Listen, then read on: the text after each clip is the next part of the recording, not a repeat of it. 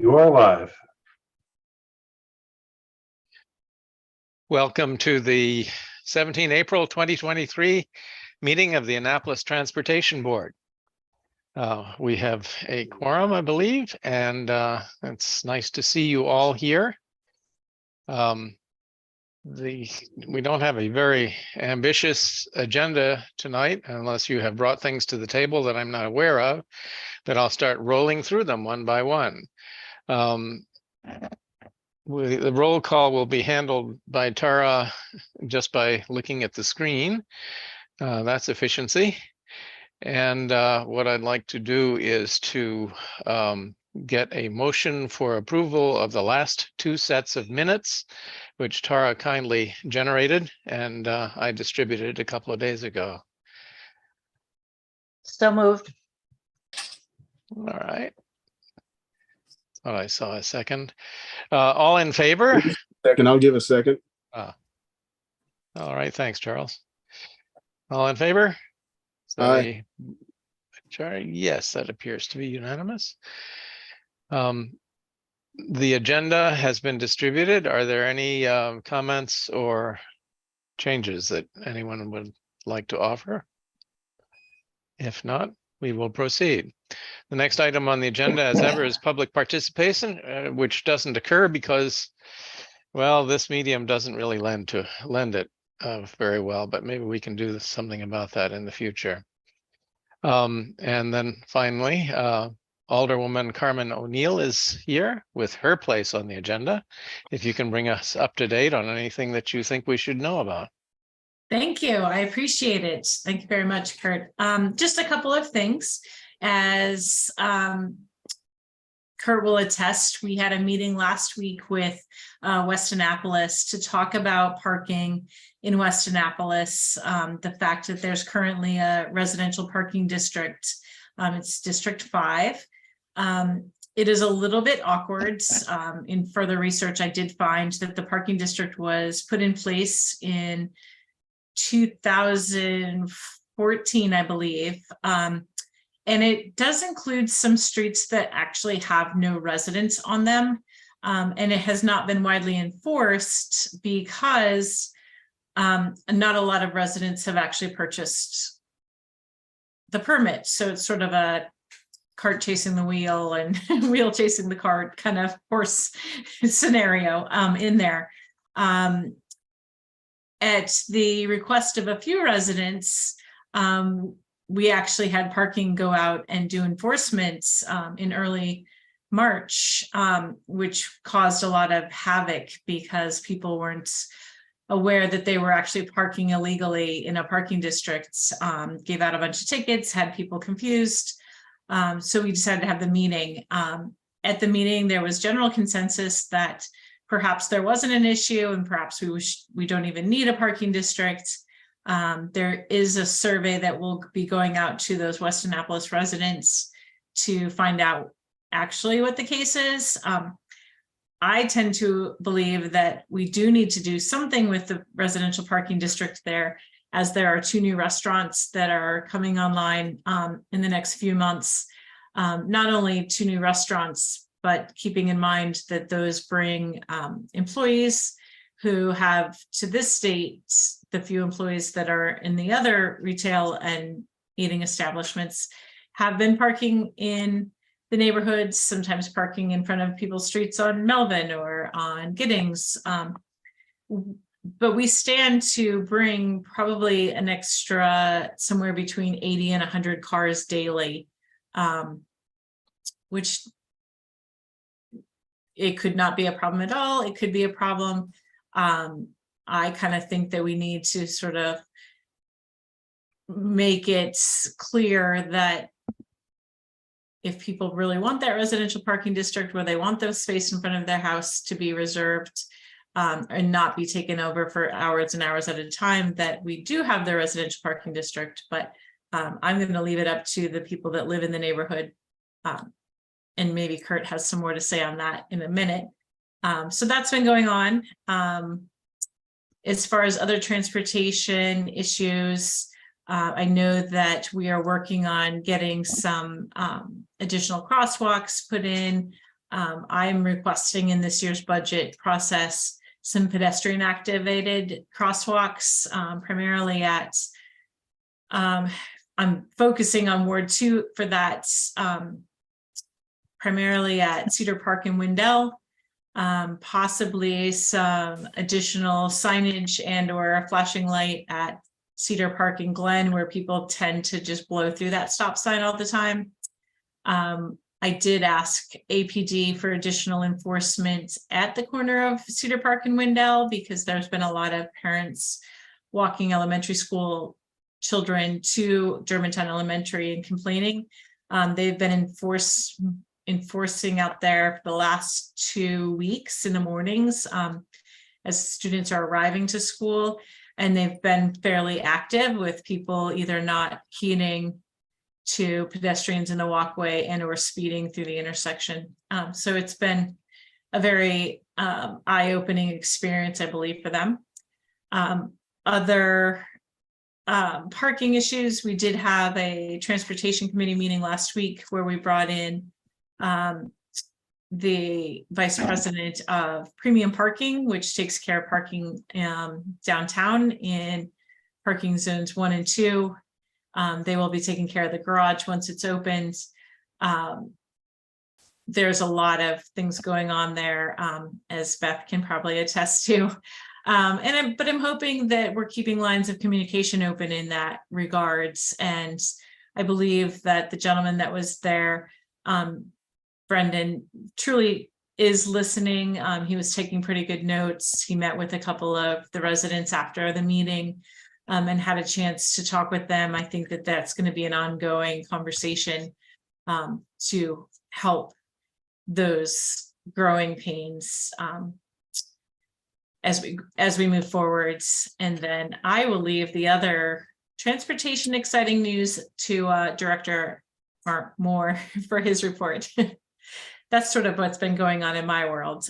We are in budget season. The Finance Committee is meeting with each of the directors of the city over the next 2 weeks. Those are live recorded. If you so desire, you can come down to City Hall and watch them live. They take place starting at 9:30 in the morning. They're in sessions. There is a schedule that's posted on City of Annapolis website. I will send that schedule to you too, Kurt, if you don't have it, if anybody's interested in receiving it. If you have a burning desire to sit in on any of those. We're trying to be really efficient with those meetings. The directors have been told they have 20 minutes to give a presentation, which allows 40 minutes for questions, clarification, things like that. And those, like I said, will be going on for the next 2 weeks. The third week will be spent playing any catch up or bringing any directors back that we needed additional information from the first 2 days. And then the Finance Committee will be creating their report to provide to the whole council, so that we will have hopefully an approved budget. I believe if May 20th is the date. I might be wrong on that date. So we've got a little over a month to get all the presentations done and that report written. Thanks for a very complete contribution. And I will come back to the parking thing later in the agenda. On the budget, of course, there's nothing more important than that. And my observation, correct me if I'm wrong, is that there's probably less citizen participation in the most important thing that you discussed than any other topic. So Probably so. It hurts your brain to dig into the numbers. All right. Next on the agenda is Director Marcus Moore, who can bring us up to date on exciting happenings within the Department of Transportation. Yeah, good evening, everyone. Yeah, the biggest thing that's coming up right now is the RFP, as I spoke about last month, for the micro transit. It should have hit the streets today. I'll find out tomorrow if it actually did. And that's what will be a pilot program for about 2 years to look at how we can better the mobility within the the confines of the city of Annapolis and a little bit of the county. So as you know, when the garage was being rebuilt, Hillman that is, that's where Bird Bike and Scooters came in, and Annapolis Go, as you know it, powered by VIA. It's very expensive, and we had some seed money to do a one-year pilot about a year ago. So it was put on hold because we just needed to get things there to keep the city moving, let folks know that the city is open, and it's worked out quite well. So the RFP that will go out will be us, Annapolis Transit, that will operate it using our drivers, our employees, and our vehicles. So we're looking for, as they call it, SaaS. You'll probably hear stuff about TaaS. So SaaS is really software as a solution. So what they've done VIA is provide us the, like a turnkey transit as a solution. So they have their drivers, their vehicles, and their software, of course. So it's very expensive. So we're looking for a lease of the software to operate this, and that'll help us also with our mobility, or as you know, paratransit. So look at somewhere similar of what we want to do would be Montgomery County.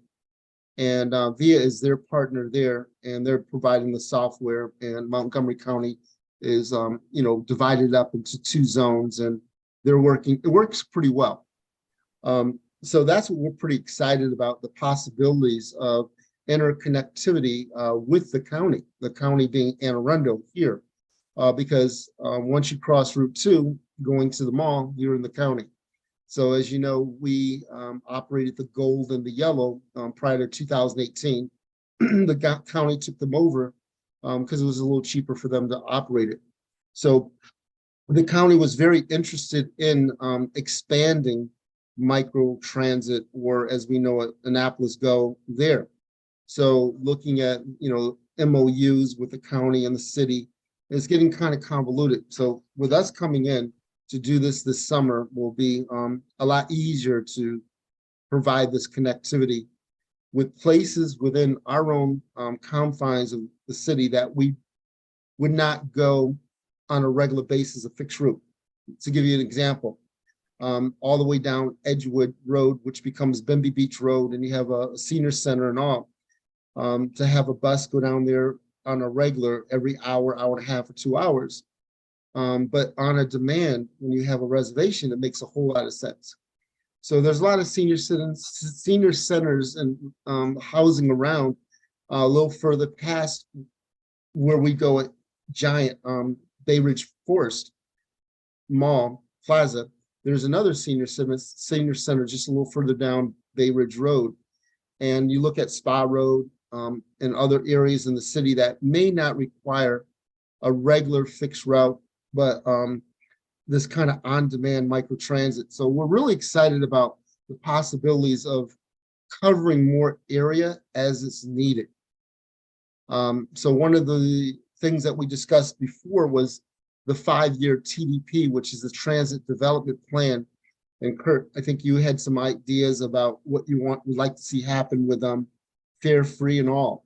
So this money that's been put in the FY24 budget, as Ms. Alderwoman O'Neill mentioned, and our local share to do something like that is a part of it.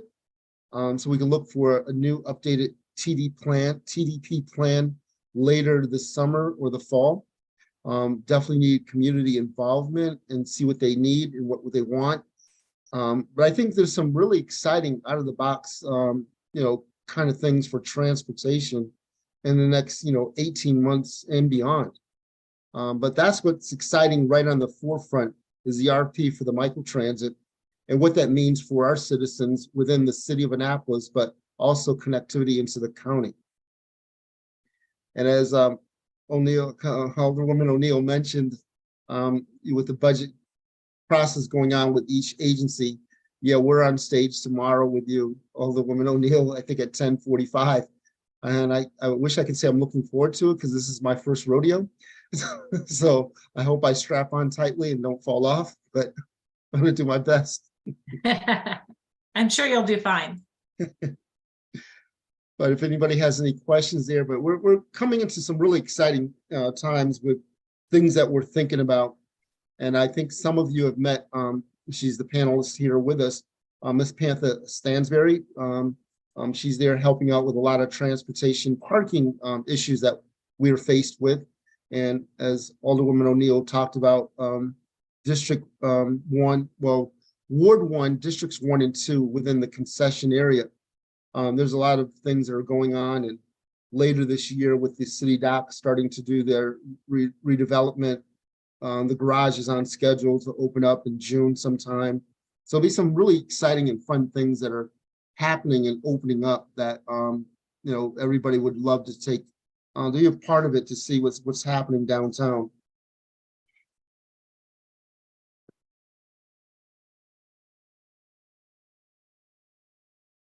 Thank you so much, Marcus. I was muted there for a moment. Any questions, discussion before we move on?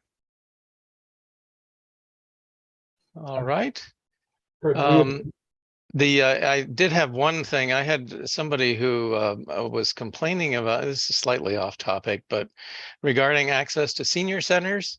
The observation was that the bus presently goes, the one on Spa Road has a route which is inconveniently distant from the senior center, just off Spa Road. I don't know if you have any, if that's on your radar, or it's a problem or not a problem. I'm not quite sure, but the Spa Road one that you're bringing up, Kurt, is the orange route. That's Monday through Friday. And that's the lowest performer. And that was what was looked at for the microtransit initially. So we want to build that in, because that does not operate on holidays and weekends. But I'm not sure which senior center they're speaking of. Maybe it's the one near Bates. It's the one right next, yeah, right close to Bates. Yeah.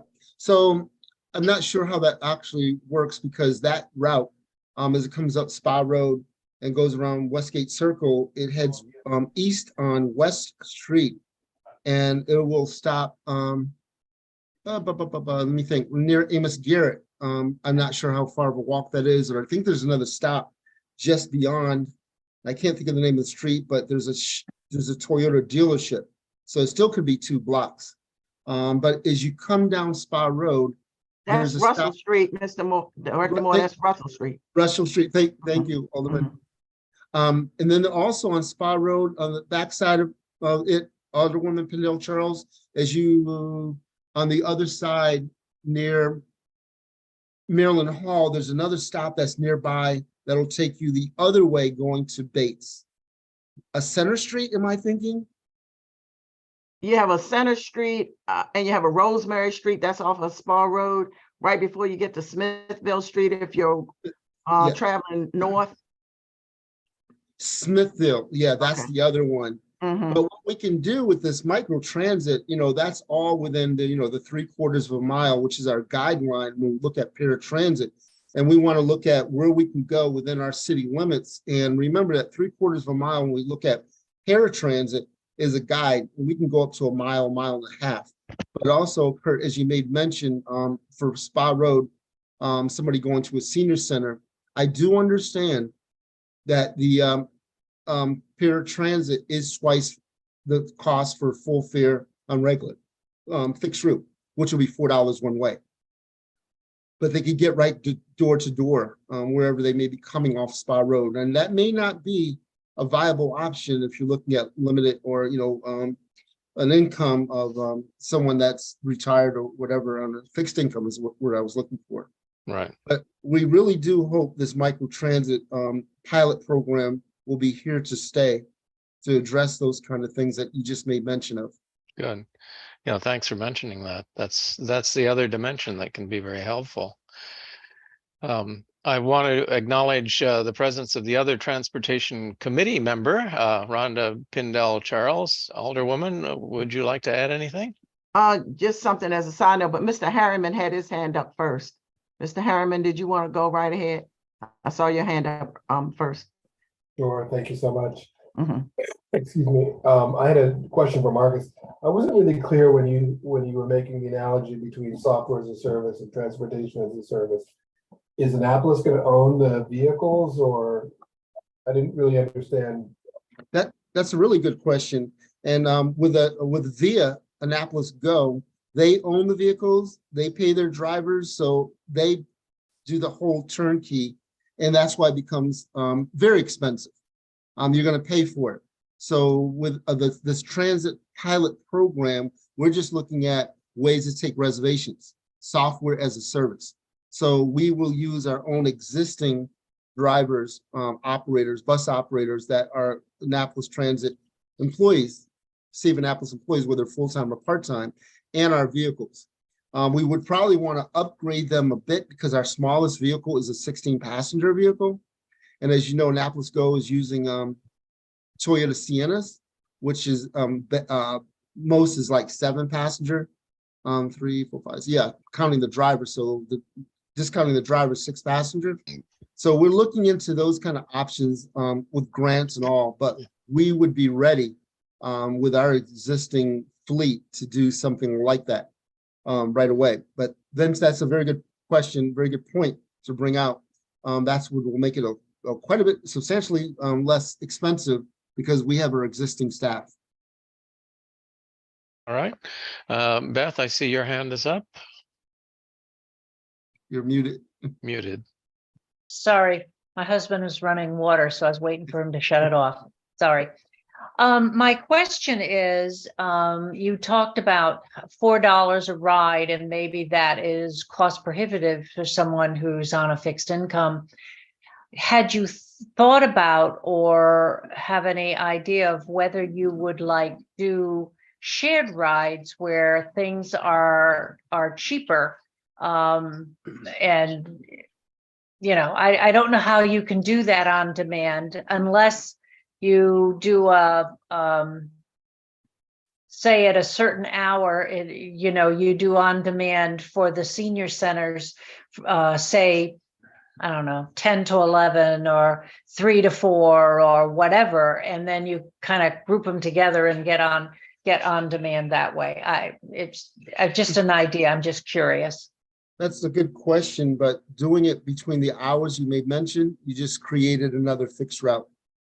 So, well, I understand, but otherwise, I don't know how you could, you know, group them together otherwise. Well, so that it was yeah. just a, you No, know. it's a good question because Annapolis Go and our current paratransit are shared rides.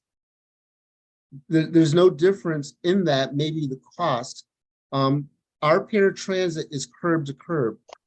The Annapolis Go is going to give you a geofence of how close they'll come to where you are. So it's a watered down version of a Lyft or Uber.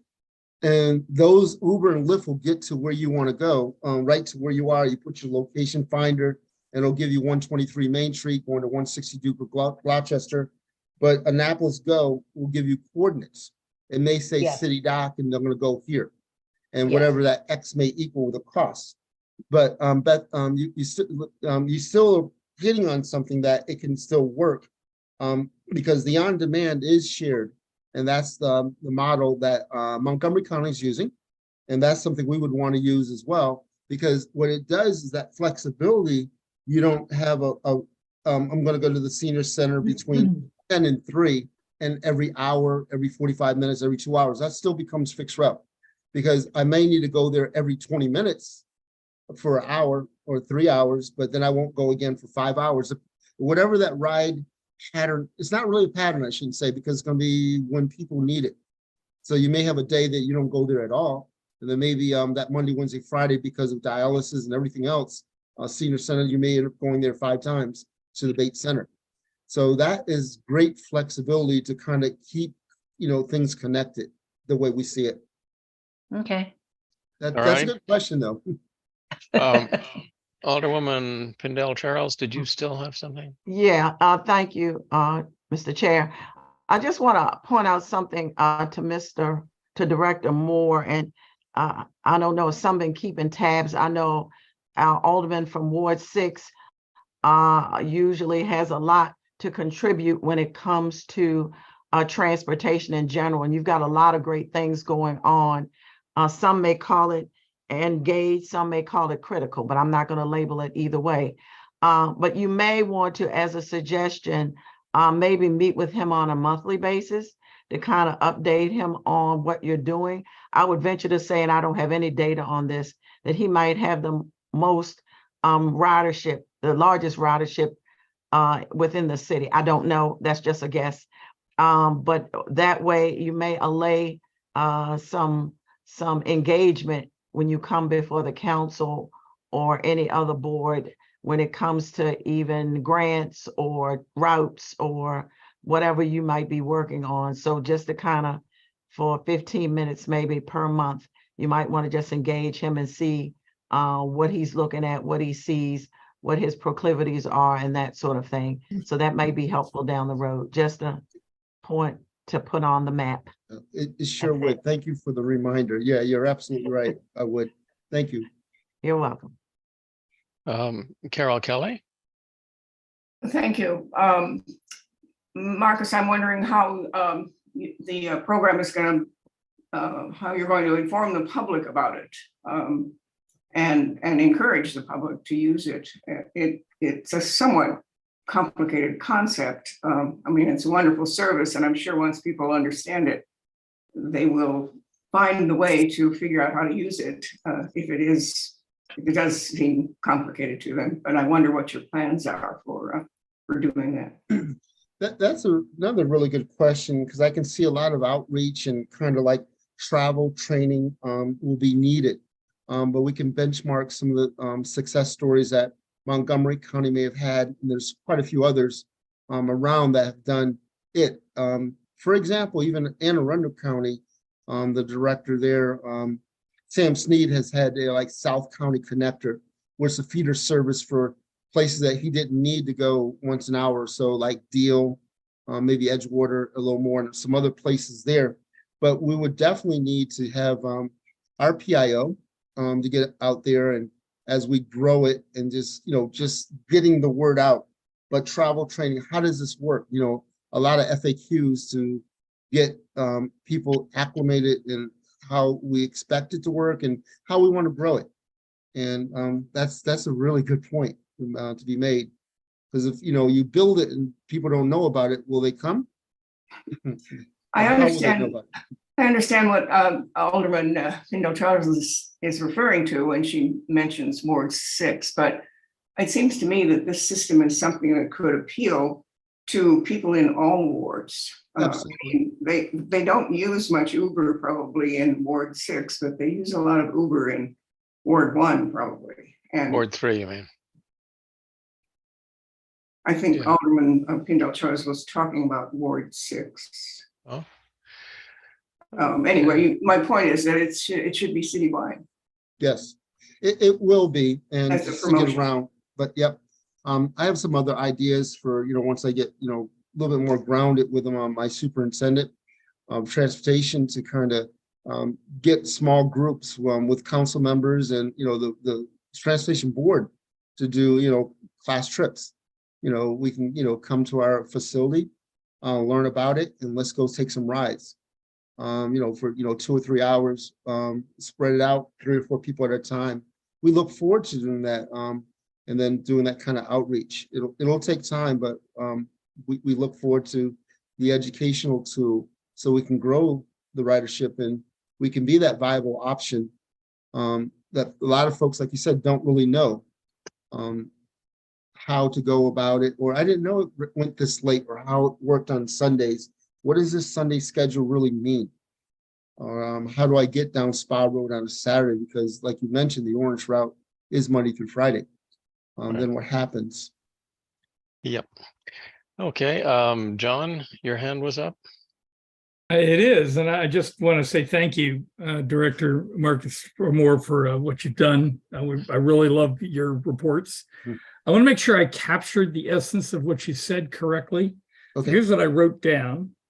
The first comment was the current GO contract is expensive, so we want to try and provide a self-operated service that's less expensive. The second thing you said is we're putting out an RFP for essentially the same software as a service that Go uses, so let's just assume that's the same price. we're going to be using bigger vehicles than Go. So that's an increase in cost. And I got to assume the driver staffing and demands have to be about the same. So I'm I'm struggling with where is the cost savings that's going to allow us to operate this less expensively than Go. Well, I'm sure it's public knowledge, but when you said the cost is the same for what Annapolis Go is being delivered for via, not even close. You'd be Yeah. very surprised to hear how much it is. But that was needed for the Hillman Garage, those 14 months. These employees that we're making mention of are already on our payroll. They're already here. We'll use our own vehicles. So their cost, remember, turnkey. I'm paying for their employees. I'm paying for their vehicles. I'm paying for their software. So when we put the RFP out, I take away 2 out of 3. I just want your software. And I can almost get this for 12 months, what they're charging me for 1 month. Wow. So Okay. there's the savings. Okay. That's good news. Thank you. All right. Well, thank you all. Let's move on to the agenda. I just want to highlight the fact that we still have 4 vacancies. I'm aware of 2 applications for the at-large position, but we have vacancies remaining in wards 4 and 7. And the representative from the Naval Academy has still not been designated to fill the one that occurred when Zoe. Zoe departed. So that's where we are. And if you, particularly for wards 4 and 7, if you can identify anybody, that would be great. Reports. Now we get to talk about my least favorite subject of all, and that's parking. But there seems no way of avoiding it.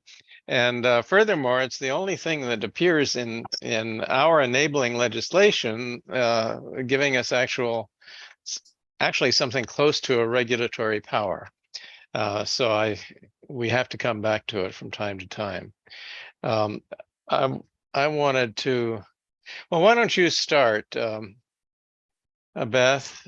You were at a meeting that occurred of the Transportation Committee, and you may have some Ward 1 observations on parking as you see it. Oh, yes. Do I ever? Karma knows this. Okay, just let me give a little background here. As we all know, Premium Parking has been doing the parking enforcement for districts 1 and 2 since October. And to be honest, oh, wait a minute, I can't be too honest. They haven't done a very good job. And and certainly it hasn't served the residents in any way of what they have done. And instead of, well, for one, they have little to no knowledge of residential parking. They have a lot of knowledge of on-demand, hourly type parking, but not residential parking. So instead of forming a residential group that could go and talk to them and help them understand what the residents' needs are, they just took the town parks garage app, website, whatever you want to call it, and tried to jury-rig it for residential parking, and it just doesn't work. So I, along with 3 other residents, have formed a group.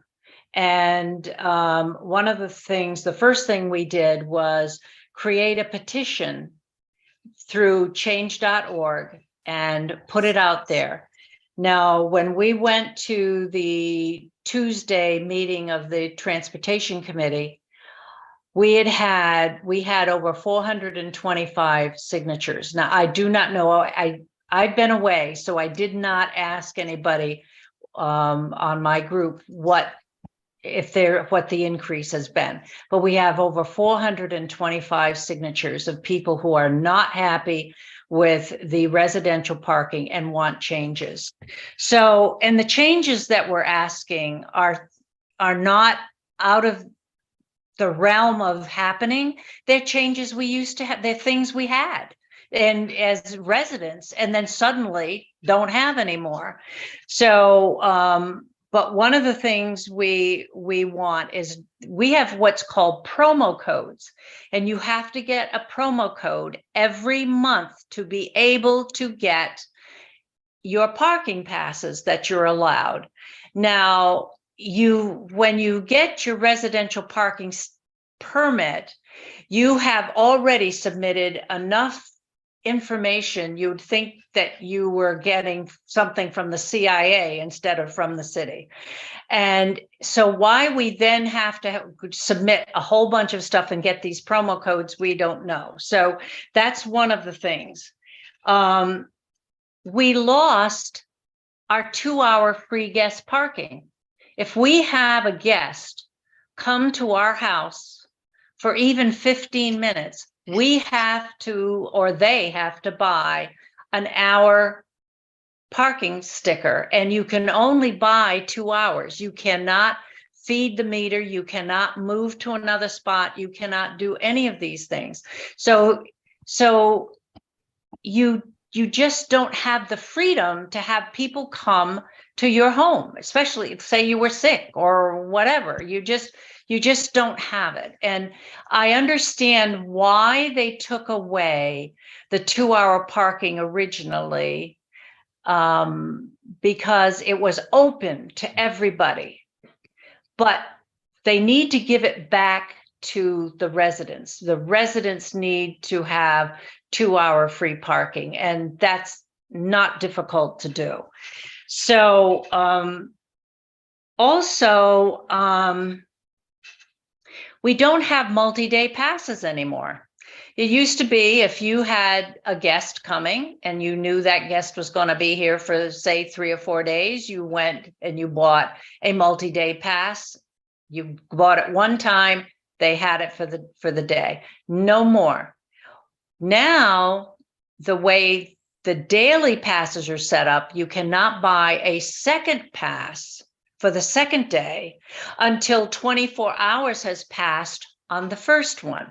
So that means if your guests, say, arrived at 9 o'clock at night, so the first day you went out and you got a pass for them, if you had your promo code for that month, you go out and buy a pass and everything's hunky-dory. But the second day, you have to wait till 9:01. But suppose you forgot and it's 9:10 or 9:15.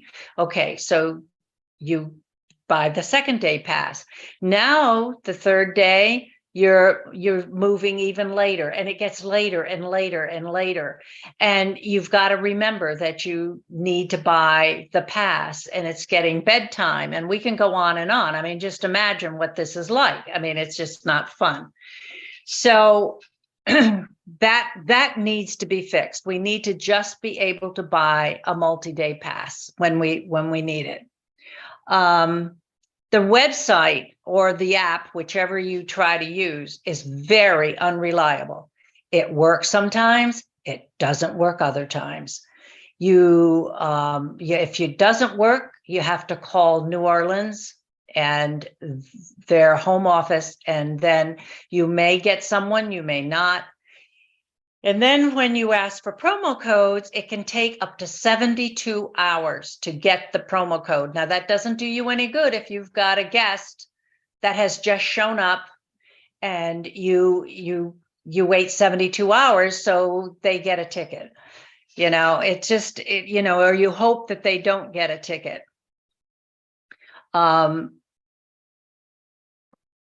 Also, one of the things they did institute, which right now isn't a bad idea whatsoever, it's actually good, is they have given us a 6-hour pass, which is a good pass for if you have if you're having maintenance done on your home, a 6-hour pass rather than a full day pass is a good idea.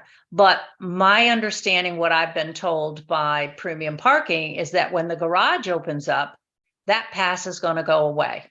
That was simply for while the garage was down. We don't want that pass to go away. We'd like to keep that pass. So that's one of the things that we'd like to have happen. So those are conceptually, those are the things that just don't make living in the residential districts 1 and 2 a lot of fun or whatever. And we pay a heck of a lot for these houses. We pay a heck of a lot in taxes. We should be able to have people come and visit us without all this problem. I mean, I had Bartlett here for 15 minutes and he got a ticket. It just is unnecessary. It's just unnecessary. So I was one of those that talked to Brendan after the meeting on Tuesday. And he said that he had no problems with instituting any of the things that we wanted. He felt he could do them basically instantly, but pretty quickly. But he can't do anything without the city directing him. So that's where we are. The city needs to step up and say, look, you residents are important. And the thing is, when this first came out, this was only supposed to be while the garage was down. Anyway, that's what we were told. It was only while the garage was down. People were not happy, but they thought, oh, okay, 1.5 years, whatever it took to do the garage while the garage is down. Not so. This is a 30-year. This is 30 years we're going to go through this. So it just needs to be fixed. So this is what this group, our little group is working on, and that's where we were from our meeting on Tuesday. That's a great exposition on the Ward 1 slant on this problem. I'd like to move on to Ward 2 and give you my impressions and some of my prejudices. In a way, you might think of parking as the third rail of transportation. It causes lots of emotion, lots of strife, because what we're talking about here is distribution of a scarce public resource, and I want to emphasize that, a public resource to private individuals. The first owner of that parking space in front of my house is not me. It's the public. It's the city. And so a way of thinking about this is that this is a public resource, and how can we use it most efficiently for the greatest benefit overall. The meeting that Karma O'Neill and I attended had to do with parking. The present situation in West Annapolis is the following. We are extremely well endowed with parking. There is parking up the kazoo. There is no shortage of space. Virtually every house has a driveway. Most houses also have garages, although modern American life seldom uses the garage for its original intended purpose. It tends to become a storehouse rather than a place to keep your car. But virtually every house has a driveway. And so the kind of problem which is faced in Ward 1 and across the river in Eastport is not one that afflicts West Annapolis. Many of the residents must rely on on-street parking in order to put their car someplace and to have visitors arrive. Another general thing, it's been said that there's only one thing that's worse than government coming late to solve a problem, and that's to come early and solve a non-problem. So one of the things that I think that we should look at very closely is if we get around to any requests for changes in parking in West Annapolis, there should be some index of need, of general public need, that transcends the heartfelt pleas of only a few individuals. I know it's a difficult thing to weigh, but it's the kind of thing that government needs to weigh.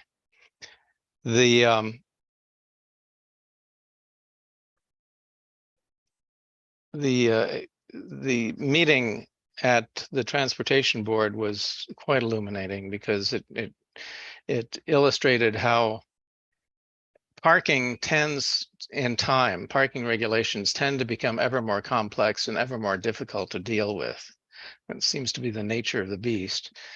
And I saw an awful lot of passion and anger at that meeting, which parking restrictions and regulations seemed to spawn. And then finally, the curiosity of the West Annapolis parking district, which Alderwoman O'Neill already referenced, is that the longest stretch of parking restrictions is on a street. These are residential parking restrictions. The longest stretch of those restrictions is on a street that doesn't have a single resident. So it's very peculiar. And so I can see a good argument for eliminating parking restrictions on one of the streets. And I think the argument is yet to be made for parking restrictions for a parking district on the other streets. Yes, there are restaurants coming. Maybe it's a good idea just to see if there is a problem and then deal with it after it arrives. But that's my perspective. Nothing formal has happened. The president of the West Annapolis Civic Association did send out a note saying that the general conclusion was the meeting was that although there are contending views on both sides of this, it is probably best to wait until the restaurants go into operation to see whether there is a problem or not, and then recalibrate according to what actual experience turns out to be. So that's all I had to say on that subject. Anything else? I'm sorry, Kurt, from a note-taking point of view, who were you just referencing, please? At the meeting? The president of the West Annapolis Civic Association. Thank you. Apologies for the interruption. Yeah. Anybody else want to express emotions on parking? All right. Next thing, bicycles. House Bill 519 passed unanimously in the House of Delegates committee that considered it, the Transportation Committee. It passed unanimously, I believe, in the General Assembly in the House of Delegates, but when it went over to the Senate, unfortunately, again, what happened last year happened this year. And that is that the Senate had its plate so full of so many items that a large number of items were never even addressed, let alone voted on. I have high confidence that this bill for bicycles on sidewalks will pass probably unanimously if it can ever get to a vote. But getting it to a vote seems to be the real problem. Dana Jones has already promised to bring it up next year. And I guess the lesson is that we can't start early enough on the Senate. Sarah did not help us on this. And we have to find something of a champion within the Senate to carry the water and make sure that it gets the attention that it deserves. And one of the things that determines whether something gets attention, of course, is the dollar value attached to the item. This is a $0 item. And I consider it quite important because it goes to the health and safety of children and old people and so forth. And yeah, it has no upfront government dollar cost, but it does have a real cost in terms of health and safety for the population. So we have to somehow get attention on that. Anything else on bikes? Alderwoman Pindell Charles had a good suggestion, and that is that we come back to the council with a suggested resolution for them to try to energize the Senate next year to act on this. And I will compose draft language for your consideration. My only comment to add, Kurt, would be the email I sent around today, which is Having trouble hearing you, Vince. I was just going to add that for my email today, that in our next door neighbor here, DC, they're facing increased opposition to bike lanes and bike safety despite their zero death excuse me, effort. So it's a little bit disappointing to see that this past week. In Annapolis? No, in DC. Yes, in DC. Yeah, there was you sent me an article. It was quite interesting. As I understand it, it is the K Street corridor only, and an expansion that was suggested for K Street. It's a pretty busy street. It's a very busy street. Yeah, and so the question, I don't know the pros and cons on this, but one hopes that if it turns out not to be K Street, that a reasonable alternative will emerge. That's all I can hope for. All right, electric vehicles. Tom, do you have anything to say on that subject? Yeah, just a brief update. So on Saturday, there's an Earth Day event that happens in Inner West Street. So think like in front of 49 West, Ramshead kind of place, where there'll be an electric car. It's not really a show. It's a collection of electric car owners who, have agreed to kind of hang out and answer questions from the public, people who may be interested in purchasing electric cars. So Elvia and her team are coordinating it. But it's in part of a larger Drive Electric initiative that's countrywide. So I'll be there on Saturday. It runs from 3 p.m. to 6 p.m. and they'll have And that's in front of 49 West?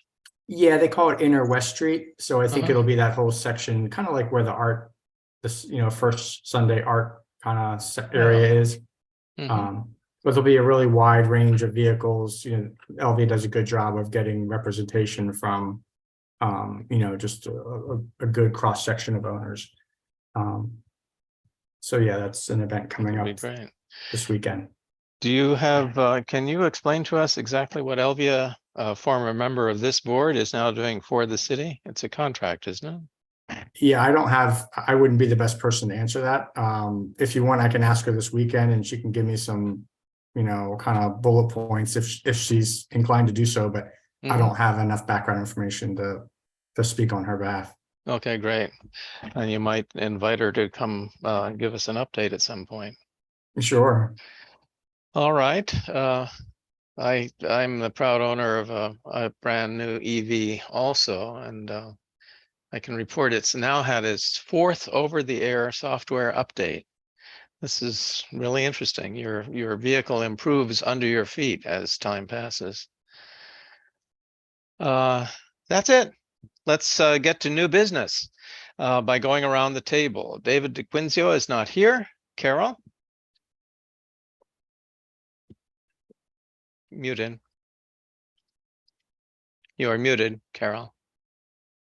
I'm sorry, I've been busy going back and forth to Baltimore, so I haven't met with the director of the Parole Town Center, which I very much want to do to encourage her to encourage the use of public transit in this area, particularly along Riva Road. But in my going back and forth to Baltimore a lot, I have gotten even more encouraged by the extent to which there is definitely mobility from Annapolis to Baltimore.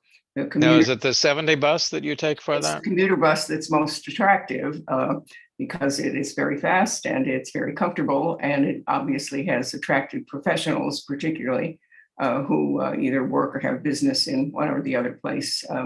And although initially I was confused about its schedule of operation and extent of operation, as I learned it, I found that it really is quite rational. Is that number 70? Not 70. There's a commuter bus that goes. It's a 200 series. 200. And where do you catch it? At the mall and also at Church Circle. Okay. I think it's the 215. It's two buses. It's the 210 and the 215. The 210 comes from Kent Island, but it definitely moves through Annapolis. And the 215, which I don't understand as well yet, is also the one that comes, I know for sure, to Church Circle. Neat. But that is sort of in conjunction with what I use, partly because it's attractive that it's free, of the county system to get back and forth. So in the broader picture of the development of Annapolis as a mobility center, which could support hopefully the development of transit in the city, in this area. This is a very encouraging thing. Symbolically, I think, and I will try to move on this in terms of a real possibility. I made the acquaintance of a woman who very purposefully uses the commuter bus for reasons that we would encourage, the use of a public transit rather than a car. And she's interested in the role of the Transportation Board in promoting the interaction between the commuter bus, which is, kind of big city-ish, and the local transit system. So I'm hopeful that she will become a public commentator to us and maybe even a board member someday. Oh, good. She works as she lives in Annapolis and works at the medical center in Baltimore. Oh, thank you. Vince? You're muted. I don't really have much to say other than for previous, with the disappointing news that we didn't have the bicycle provision passed. I've got to renew my commitment to try to do more to make cycling safer and more accessible, because I think it's one of the most crucial issues that I know I face and my kids face every day. So I just want to stay focused on that. Well, you have my agreement. Okay, thank you, Vince. John Purnell. You'll be pleased to hear I have nothing to report. No, we're not pleased to hear that. Tara? You're muted? Yeah. So one thing that I wanted to point out, we mentioned Uber at one point. Uber is very challenging in Annapolis, and I don't know if you guys have ever used it, but if you do use it, you will find that the Uber drivers do not love Annapolis. And there are really far longer wait times to get an Uber in Annapolis than you might imagine. So I just wanted to share that. And what about Lyft? I don't know. I don't try Lyft, but I think the drivers don't like coming into Annapolis. They don't like having to go on Academy grounds. It slows them down. I have just found that Uber in Annapolis is not as ubiquitous as you might think. And I do think Annapolis Go becomes quite handy. People love that if they're not going far, if they're going from Ward 1 to West Street for a restaurant or over to Eastport for a restaurant. That seems to work very nicely. But sometimes you really need to get in a car and head out to, up near the hospital or over off Reba Road. And you can have wait times, especially in the rain, of 20, 30 minutes for an Uber. And there was one night I had to come back from the hospital. It was 9:40 at night. I waited 20 minutes for the Uber and it cost me $40. And if anybody knows, I live in Ward 1 and I was coming from the hospital, and it was, oh man. So it's the on-demand pricing is quite, yeah. So just recognize Uber is not as ubiquitous. My experience has not been, it's not like a big city, right? Where a car shows up within a minute or two or three, and it's rather economical. It is quite expensive. It sounds like it's deteriorated. May I just put out a word of support for Lyft. Lyft is definitely less expensive usually, and always prompt for me. I am sort of centrally located in the town center, but I've had no negative experiences with Lyft. And I know what you're saying somewhat about Uber. I don't use it that much, but I almost always choose Lyft over Uber. Thank you, Taylor. Elizabeth? Beth Dolezal. Oh, I'm sorry. I thought my hand was, I was thinking, my hand's not up. No, I said all that I'm going to say, but John did have his hand up, but I guess he's changed his mind. He's disappeared. Well, I feel like I got preempted. So I was going to help with the Lyft Uber conversation. I want to support what Tara said. I do use Lyft frequently in town. We're a one-car family, so the way we are a one-car family is we use rentals and Lyft and the buses and the circulator whenever we can. So that's what we should be doing as good corporate citizens. My experience is it's very hard to get an Uber downtown, and you'd think that's where they would start. That's where all the bars are. That's where most everybody is. That would be the starting point for grabbing a Lyft. But I often get them coming up from somewhere down in Eastport or over by Parole, coming all the way to downtown to pick me up, to take me wherever I'm going. And I think the answer, the solution, if I can offer a solution, Director Marcus and Alderwoman O'Neill, and she went somewhere, I saw her here. There she is. Charles. Charles, there we go. It is, they need a place where they can congregate. And I know this because I do airport work, and airports actually have a taxi assembly area called the TAA. And it's a place where taxis and now Ubers and Lyfts, they've created these for Ubers and Lyfts, can be there and be on sort of ready call, but not be taking up a downtown parking space. So we might want to look with that in mind as we do our city planning to see if we can carve out some unattractive parking real estate that's downtown that these guys could sit and idle in and be rapid response to downtown. And I think it will really improve the Lyft and Uber service downtown. In that connection, I observe that there is a great deal of parking which is unused because it's in private hands of one kind or another, and it's not operated as a parking lot. It's on reserve for occasional use. And my unscientific observation is that there's a lot of that around. Maybe that's a resource that could somehow be tapped. I don't know how or if it can be, but I know there's a lot of unutilized parking. The next, as we go around, is John Giannetti. He's not here. Charles Brooks. Well, I probably use Uber more than all of you, as well as public transportation. I generally don't have a problem, but I usually go anywhere with my Uber before, say, 12 or 1 p.m. And after that, usually on the weekends after 1 a.m., I don't have trouble getting an Uber. Oh. I have had trouble getting Lyft from time to time because there are drivers that use both and pick one service to drive for over the other. But in the mornings, especially before 9:30, they do congregate downtown on Dock Street. There are several that live just outside the city, some that live inside the city that will drive. And it's kind of a luck of the draw thing. And I work full time out at Best Buy. So going out there, not really an issue. Yeah. Now, after about 6, 7 o'clock, when things slow down, that's where you're going to find problems with both rideshare companies, because this city does not do much in the evenings until it gets warmer.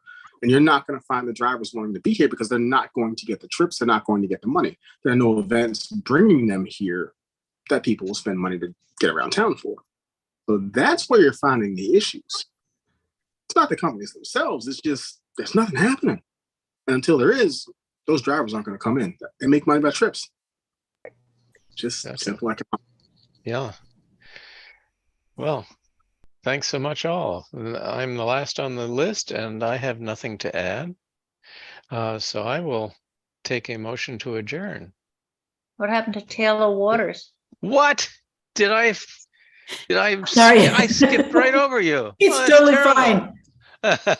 I don't have a transportation announcement, but I will let you know if you hadn't heard that St. John's won the croquet match.